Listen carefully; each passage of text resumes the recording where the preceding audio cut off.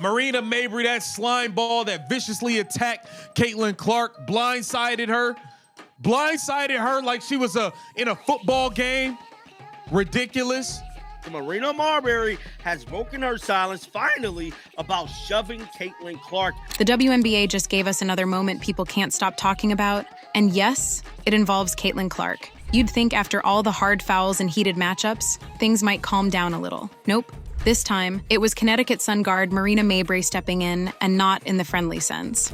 Marina Mabrey, that was dirty. Let's just be clear here.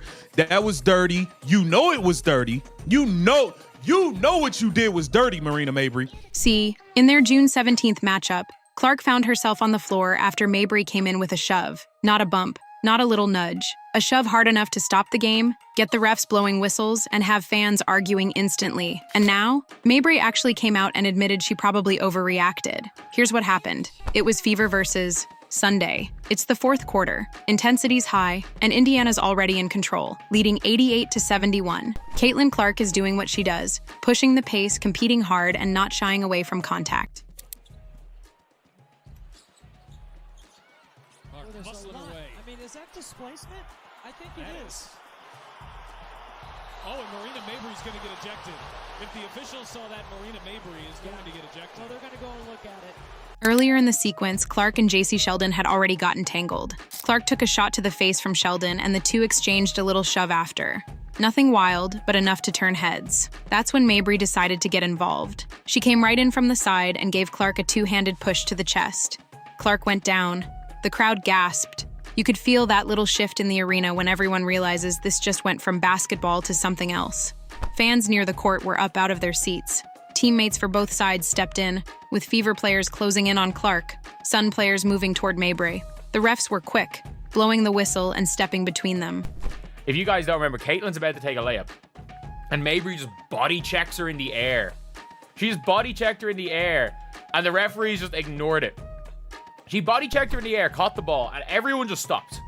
Clark, to her credit, didn't jump up swinging. She stayed on the floor for a beat, then got to her feet and walked toward the free throw line, talking a little, but mostly keeping her composure with that locked-in face she wears when she's annoyed but focused. On the other side, Mabrey wasn't apologizing in the moment. She looked fired up, pointing toward the Fever's side and exchanging words with the officials. You could see teammates calming her down while also making sure she didn't get into more trouble. The call from the refs came quick. Mabrey got a technical, Clark got one too, as did Tina Charles. Sheldon's earlier hit on Clark was upgraded to a flagrant. The crowd reacted with that mix of cheers and boos that always comes with a controversial decision. Anyway, fast forward to after the game. Mabrey sat down with Sportskeeda's Mark Medina and didn't dodge the question. When asked about the shove, she said, "I thought it only got upgraded to a flagrant 2 because of the way the fans reacted to it. They gave me a tech for it. I don't care, honestly. I really don't. Obviously, I'm not trying to hurt anybody." Then she dropped the part everyone's been quoting. "And I probably overreacted a little bit." Just like that. No long setup, no PR spin, straight up said it. Here's the thing. In pro sports, you don't always hear players admit that in the moment. Most will justify it completely or blame the other side. Mabrey didn't do that. She explained it, but she didn't sugarcoat it. She said she stepped in because her teammate was getting hit, and she wasn't okay with that. In her words, it wasn't about hating Clark or going after her.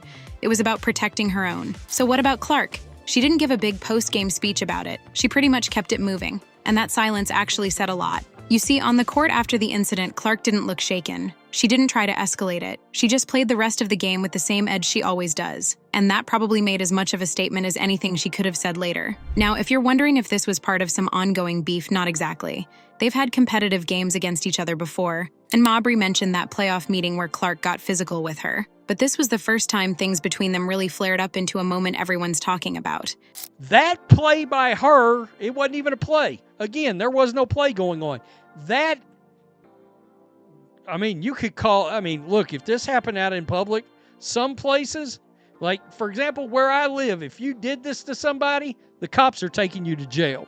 Mabrey's reputation also plays into why this made headlines. She's known as a competitive, outspoken player. She's not afraid to show emotion, and she's not shy about standing up for her teammates. When someone like that admits she went too far, it naturally turns into a big talking point. Aside from this, Mabrey's had her share of physical matchups in the league, but she's not considered dirty. She plays hard and she plays loud, which can make incidents like this feel bigger than they are. And maybe that's why her honesty landed differently, because this wasn't a veteran pretending she was innocent. This was a veteran saying, "Yeah, I let the moment get to me." And in a league where pride runs high, that's not something you hear every day. So at this point, it feels like Caitlin Clark has a bullseye on her back. Every game, there's at least one moment where an opponent goes harder than usual at her. And we're not just talking normal defense, we're talking elbows, bumps, and hard fouls that get people out of their seats. Just hey, how about answering some questions? Because Caitlin Clark does deserve to play in a non-hostile work environment. Do I expect the hard-ass fouls to ever quit? Probably not. But this extracurricular stuff that is blatantly not a basketball play.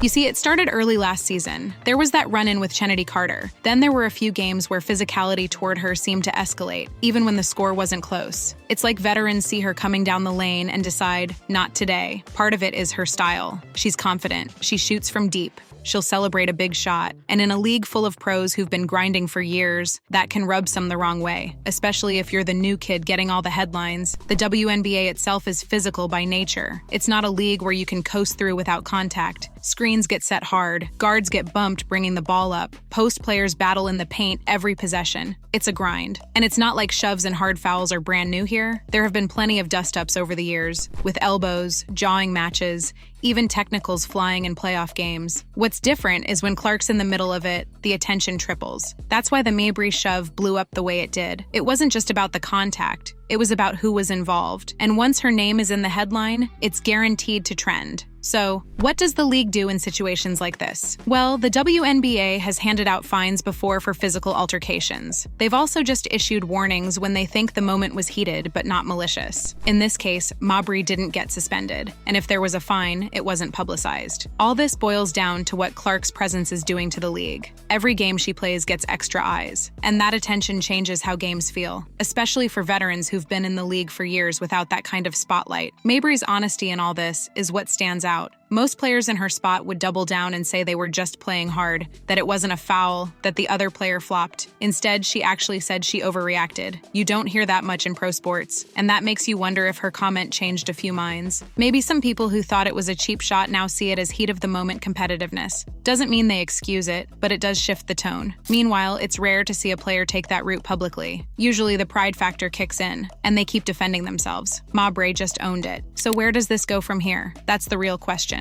Will their next game have an extra edge to it? Will Clark be more cautious when Mabrey's guarding her, or will she attack harder just to make a point? Fans will definitely be circling that date on the calendar. And with how social media works, every possession they share will be clipped, analyzed, and debated. One little bump could turn into the next viral moment. That's what makes this so intriguing. It's not just about basketball skill now, it's about pride, perception, and public narrative. And for the WNBA, that means more eyes on every matchup. Love her or not, Clark's presence is making even regular season games feel like events. And players like Mabrey are right in the middle of that story. So now the question is simple. Did Mabrey's honesty make you respect her more, or do you still see it as a line she shouldn't have crossed? Either way, the season's far from over. And something tells me we haven't seen the last Caitlin Clark headline, not by a long shot. Like and subscribe for more videos. Thanks for watching.